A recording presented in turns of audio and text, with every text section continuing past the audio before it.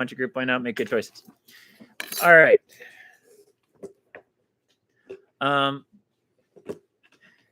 Not this kind, Amy said. She's talked about the book. She's explained what the book is. This has facts for farmers. It's like a yearbook with useful tips and articles. Franklin put all his famous quotations in there, like early to bed and early to rise. So the Poor Richard's Almanac, that's for farmers. It's not, almanacs generally people think of like sports and stuff, but it's not for sports and not the one he wrote. This is for farmers. And a rolling stone gathers no moss. Why would farmers care if stones are mossy or not? Amy was tempted to whack him with the book. Maybe that would loosen the stones in his head. But she kept her cool. Dan, the point is he's got very famous for this, and he made tons of money. Okay. Dan fished out a piece of paper with their first clue and frowned at it. So we found Richard S. How does that help us find our treasure? And what does resolution mean? Franklin used to write resolutions for himself, Amy said. Rules he wanted to follow to improve himself. Like New Year's resolutions? Sort of, but he wrote them all year round, and not just New Year's. So that was part of the Poor Richard's Almanac? Amy knit her eyebrows. No, she said uneasily. His resolutions were from a different book. His autobiography, I think. Maybe the word resolution in the clue was to help us think of Benjamin Franklin. I don't know. I'm not sure. She turned a page in the Poor Richard's Almanac. Notes were scribbled in the margins and several handwriting styles. She caught her breath. She recognized one line of elegant script written in purple ink at the bottom of the page. She'd seen the same handwriting in old letters, treasures that Grace would show them from time to time. Oh, this is important. The notation simply read, follow Franklin, first clue, Maze of Bones.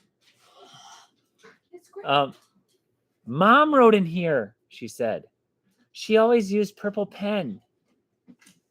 What? Dan said, let me see. May I? Alistair asked. Amy wanted to hold the book forever. She wanted to devour every word her mother had written in it, but reluctantly she handed to Alistair.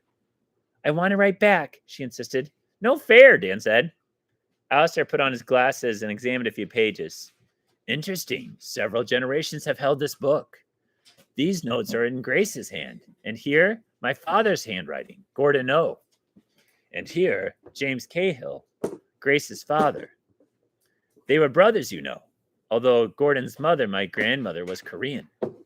That's great, Dan said impatiently. But why was her mom writing about Ben Franklin? Alistair arched his eyebrows. Obviously, Benjamin Franklin was a Cahill. That doesn't surprise me. He was an inventor like me, after all. I would imagine most of the books in the library were written by members of our family, whether they knew their true bloodline or not. Amy was stunned. All of these famous authors? Cahills? Was it possible? Whenever she'd sat in a library lost in books, she'd actually been reading the words of her relatives. She couldn't believe that Cahills could be so powerful, but Mr. McIntyre told them that her family had shaped human civilization. For the first time, she began to understand what that might mean. She felt like an enormous canyon was opening up under her feet. How had her mother known about the first clue years before the contest had begun? Remember, her mom wrote in that book, the one they were supposed to find. Her mom passed away. And that was before Grace set up the clues. Sir? I think Grace told the mom, like, hey, when I die, I'm gonna do like a treasure hunt for people, become the most powerful people in the world. So you can do stuff that you want that you think would help with the little scavenger hunt. So like maybe she prepared it ahead of time with that? Yeah. Maybe. We'll find out as we go through. You will get answers to some of these ideas or questions. Why had she chosen to write in this book? What did she mean by the Maze of Bones? There were too many questions. Meanwhile, Dan was bouncing around in his usual annoying way. I'm related to Benjamin Franklin? You're kidding. Why don't you go fly a kite in a storm and see if you get electrocuted? Amy suggested. Benjamin Franklin is known for doing that. Come now, children, Alistair said. We have much work to do without bickering, and we have to read through these notes and... Wait. Amy's whole body suddenly tensed. An acrid smell filled the air. Is someone smoking? Uncle Alistair and Dan looked around in confusion. Then Amy saw it. White smoke was thickening across the ceiling, drifting down in a deadly haze. Fire, Dan yelled. Get to the stairs. But Amy froze. She was mortally afraid of fire. It brought back bad memories. Very bad memories. What? Come on, Dan tugged her hand. Saladin, we have to find him. That jolted Amy into action. She couldn't let anything happen to the cat. There's no time, Uncle Alistair insisted. We must get out. Amy's eyes stung. She could hardly breathe. She searched for Saladin, but he disappeared. Finally, Dan dragged her up the stairs and shoved his shoulder against the secret bookshelf door.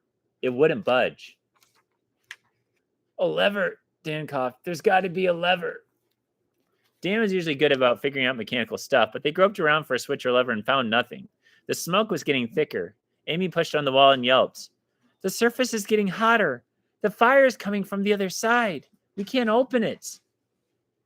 We have to, Dan insisted, but it was Amy's turn to pull him along. She dragged him back down the stairs. The smoke was so bad they could barely see each other. Get as low as you can, Amy said. She and Dan crawled through the library, desperately looking for another exit. She had no idea where Uncle Alistair had disappeared. The bookshelves were combusting. Old dry paper, perfect kindling. Remember, those were like historically old books. They're gone. And the clue was gone. Amy, well, the clue's in that book that Alistair's holding. But we don't know where Alistair just went. Amy pulled herself up on a table and found the jewelry box. Don't take valuables. She knew that was one of the first rules for getting out of a fire alive. But she scooped up the box and kept going. The heat was getting worse. The air filled with ash. It was like breathing in a poison fog. Amy couldn't even crawl fast because she was wearing her funeral dress. She heard Dan coughing and wheezing hard behind her. His asthma. He hadn't had an attack in months. But this smoke might kill him if the heat didn't. Think, she ordered herself. If she were Grace, she would never make a secret room with only one exit. Amy sank to the floor, coughing and choking. All she could see was the oriental carpet, a parade of woven silk dragons. Dragons, like the one on Grace's necklace. And they were all flying in the same direction. It was a crazy idea, but it was all she had. Follow me, Amy said. Dan was wheezing too badly to answer. Amy crawled along, looking back now and then to make sure he was still behind her. The dragons led them between two burning bookshelves and dead-ended in front of an air grate about 3 feet square. Not very big, but maybe big enough. Amy kicked at the grate with her feet. On the third try, it rattled off, revealing a stone shaft slanting up. Dan, she yelled, go. Yeah. There's only one person that isn't like complaining or saying one word, and that's what happened to him. We don't know. Because he hadn't said a word. He's not panicking. He must have said a word. Something quick, Waylon, because if we stop 5 or 6 times, we're not going to end up probably getting any more read aloud. Okay, you can just go then. Okay, I mean, I don't mind having comments, but if I have like 3 or 4 people raising their hand to make a comment, we're going to end up not finishing very far. You can always check to see if your answer as we go. Dan, she yelled, go. She pushed him through and realized with the start he was holding Saladin. Somehow he found the cat, and the cat was not happy about it. Remember, the cat was in that library too. Saladin clawed and growled, but Dan held him tight. Amy followed, gasping for breath. Her eyes felt like they were being sandblasted. They climbed up the dark shaft, and after what seemed like ages, Dan stopped. What are you doing? Amy demanded. The heat wasn't as bad now, but the smoke was thickening around them. Blocked, Dan wheezed. Push it.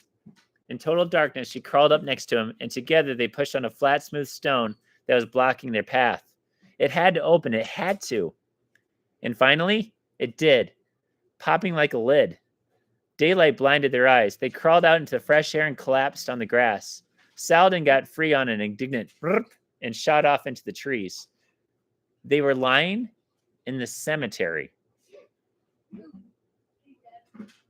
not 50 feet from Grace's newly filled grave. The slab they pushed aside was somebody's tombstone. So that way out led to a tombstone. Dan, are you okay? She asked. Dan's face was streaked with soot. Steam rose from his hair, and his clothes were even blacker than they'd been before. He was breathing heavily. His arms bled from 100 cat scratches. Think, he wheezed, don't want collect tombstones after all. Remember, he would collect tombstones. He would take a piece of paper and he'd like crayon over top of it to see what it looked like to create a reproduction of it. He's saying now that he's about died and landed in a cemetery, maybe doesn't find that as exciting. Smoke poured out of the tunnel like a chimney, and that was nothing compared to what Amy saw when she looked up at the hill. Her throat constricted. Oh no. The family mansion was a roaring inferno. Flames winked in the windows and lapped up the sides of the building.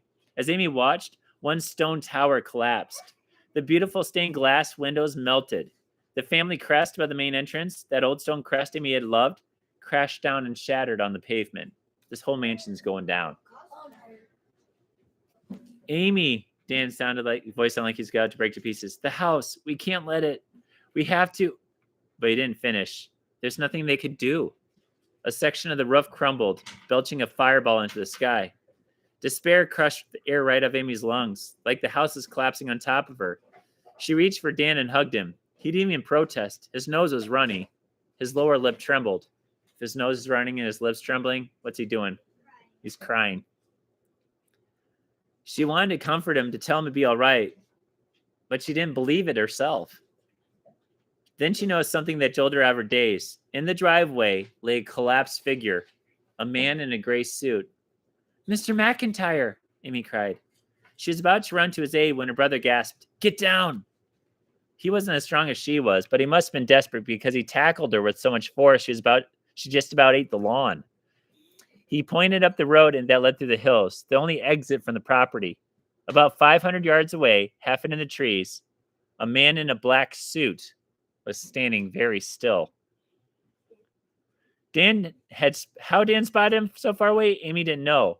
She couldn't make out the man's face, but he was tall and thin with gray hair, and he was holding binoculars. With a chill, Amy realized he was watching them. Amy said, Who? But she was distracted by a chirping sound of a car alarm being deactivated. Alistair O., sooty and smoky, burst out of the mansion's main entrance and hobbled toward his BMW, cradling something against his chest. What's he holding? What book? The Poor Richard's Almanac that had all the interesting clues written in there from former family members. He's now got a major advantage. They don't have anything. Well, they only got one thing. She did take something from the fire. Dan did. She took something else, something she wasn't supposed to take. The jewelry. Very valuable jewelry, right? Which they may need some money, right? Yeah. To go through these clues. So we don't know if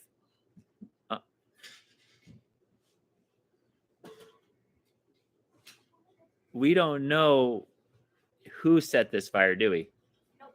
We just know that there was a fire.